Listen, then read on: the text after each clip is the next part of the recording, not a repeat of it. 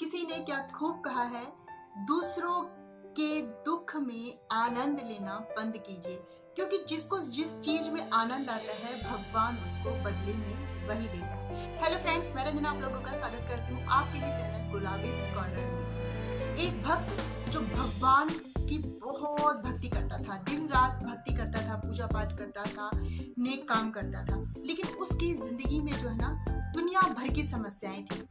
उसको ऑफिस में उसका डेली झगड़ा हो जाता, कभी कभी ऑफिस से आते वक्त उसको चोट लग जाती, उसकी माँ बीमार, उसके बच्चों की तबीयत खराब, कभी उसके बच्चों को चोट लग जा रही है। मतलब मिला जुला के उसकी जिंदगी में ना बहुत टेंशन थी। उसको लगता था कि मैं इतना पूजा पाठ करता हूँ, भगवान को इतना मानता हूँ, उसके बाद भी मेरी जिंदगी से समस्याएं खत्म क्यों नहीं हो रही। ये बाकी लोगों को देखो, पूजा पाठ नहीं करते और कुछ भी नहीं होता, ये मजे से अपनी जिंदगी जी रहे हैं, जॉब भी अच्छी है, सैलरी भी बढ़ रही है, तो मेरे साथ ऐसा क्यों नहीं होता। मेरी सैलरी बढ़ने की बजाय घट जाती है। वो अपना ऑफिस जाता, ऑफिस से आके पूजा पाठ करता, डेली का उसका ऐसे ही काम था। अगले दिन वो ऑफिस गया, ऑफिस में उसकी बहस हुई बॉस के साथ और वहां से उसको नौकरी से निकाल दिया गया।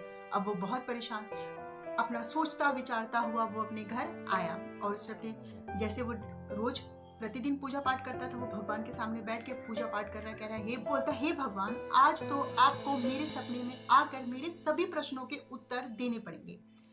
वो सो गया।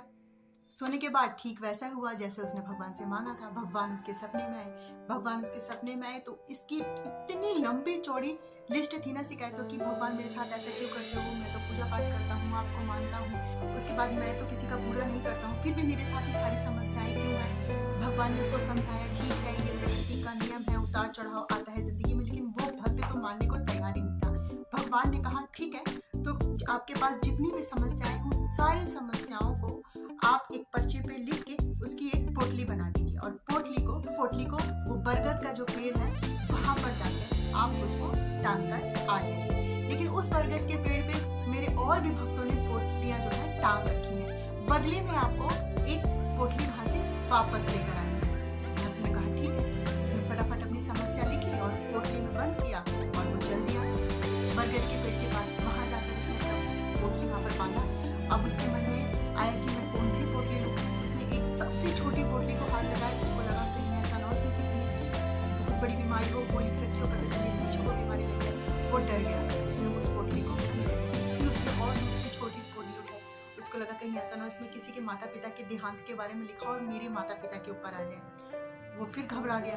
फिर उसने तीसरी पोटली की तरफ हाथ बढ़ाया ना, वो बिल्कुल घबरा गया। उसने सोचा इसमें पता नहीं क्या समस्या लिखी होगी, मैं इसे लेके जाऊं और मेरी जान को समस्या दी। उसने भगवान से बोला, हे भगवान, मुझे ये इसमें से एक भी पोटली नहीं चाहिए, तुम तो मेरी वाली पोटली मुझे लौटा दो, मैं अपनी समस्याओं से लड़ूंगा, मैनेज कर लूंगा, मुझे कोई दिक्कत नहीं, मुझे किसी और की पोटली नहीं, मुझे मेरी ही पोटली चाहिए।